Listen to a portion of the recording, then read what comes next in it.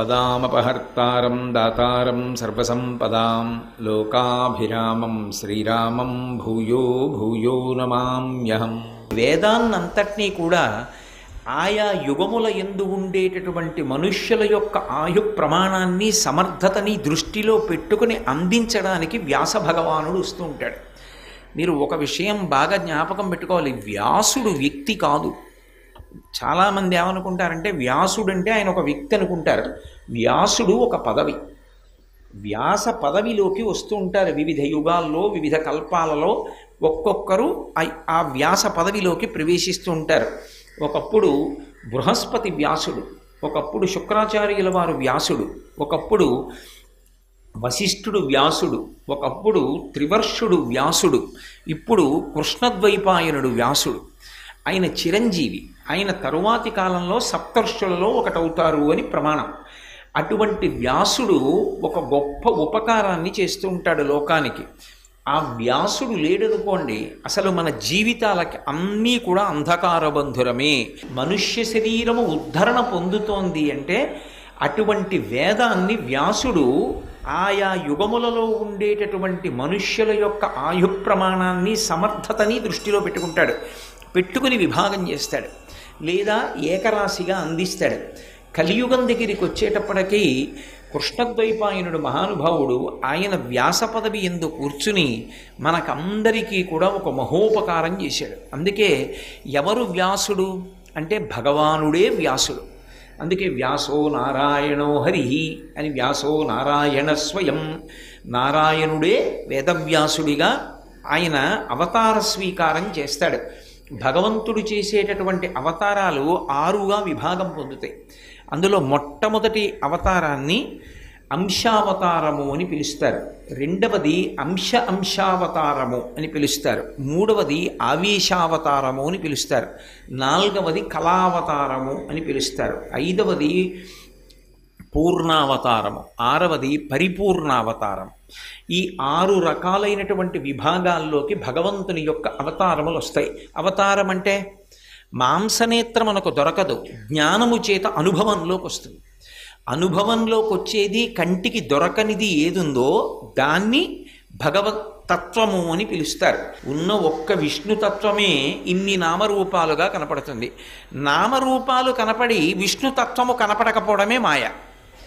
నామరూపాలు అదృశ్యమై విష్ణుతత్వము భాషించడమే సత్యం. అంతే తేడా మాయకి సత్యానికి.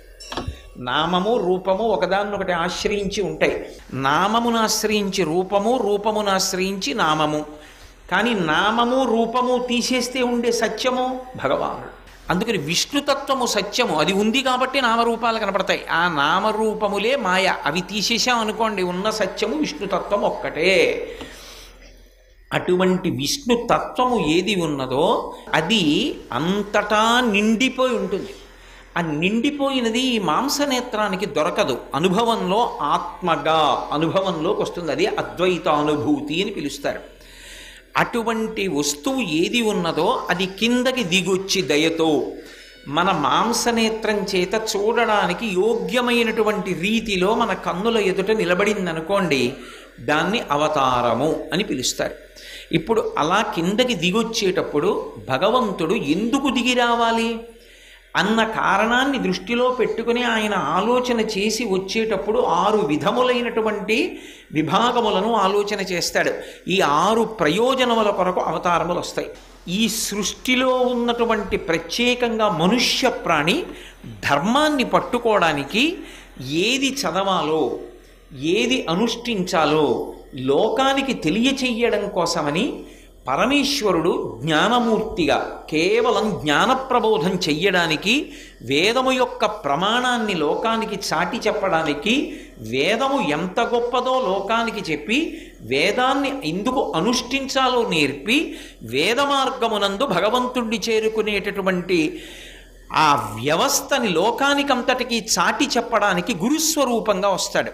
ఆ గురుస్వరూపంగా వచ్చినప్పుడు ఆయన ఎప్పుడూ కూడా సంహార ప్రక్రియ చేయడు. కేవలం అవతల వారిలో ఉన్నటువంటి అజ్ఞానాన్ని తొలగించి మనం బ్రతకడానికి కారణమైనటువంటి ప్రధానమైనది ఇస్తాడు.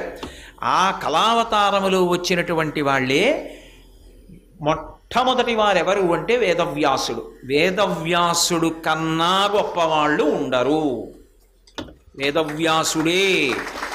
ఆయనని బట్టి లోకమంతా ప్రకాశిస్తుంది. వేదవ్యాసుణ్ణి పక్కన పెట్టారనుకోండి, ఇక మిగిలినదంతా అంధకారమే, చెప్పడానికి ఎవరికి ఏముండదు. ఒక్క వ్యాసుడు ప్రకాశిస్తున్నంతసేపే మిగిలిన వాళ్ళైనా మాట్లాడతారు. అది శంకర భగవత్పాదులు కానివ్వండి, దానికి మినహాయింపు ఏం కాదు. వ్యాసుడు ఉంటేనే శంకరాచార్యుల వారైన. వ్యాసుడు లేడనుకోండి, అసలు ప్రమాణవాక్కు ఉండదు, చెప్పడానికి ఏముండదు. అటువంటి అవతారం పరమేశ్వరుడే వస్తాడు జ్ఞానాన్ని ప్రబోధం చెయ్యడానికి, వేదాన్ని విభాగం చేసి అందించడానికి. ప్రజలలో ఉండేటటువంటి అజ్ఞానాన్ని పోగొట్టి జ్ఞానమును నిలబెడతాడు. తరించడానికి కావలసినటువంటి మార్గాన్ని మనకి అందచేస్తాడు. అందుకే అందులో కళావతారమునందు అత్యద్భుతమైనటువంటి అవతారము. ఎవరు లేకపోతే ఇక అసలు మన అందరి జీవితాలు అంధకార బంధురములో అటువంటి అవతారము వ్యాసావతారము. అందుకే వ్యాస పదవి అని నేను అనడానికి కారణం అది. వ్యాస అన్న మాటలో వకారము, యకారము, సకారము అని 3 ఉంటాయి. ఈ వకార యకార సకారముల చేత ఆ పేరు వస్తుంది. సంస్కృతంలో ఒక పేరు పెడితే ఏదో అర్థం లేకుండా పేర్లు రావు. ఆ పేరు వెనక ఒక మర్మం ఉంటుంది. వకార యకార సకారములతో వ్యాస ఎందుకు వచ్చిందంటే, వా అమృత బీజం, యా వాయు బీజం, వాయు సంబంధమైనటువంటి బీజాక్షరము యకారము, సకారము సమస్త తత్వము యొక్క సారమును అందించగలిగినటువంటిది సకారము బీజాక్షరం.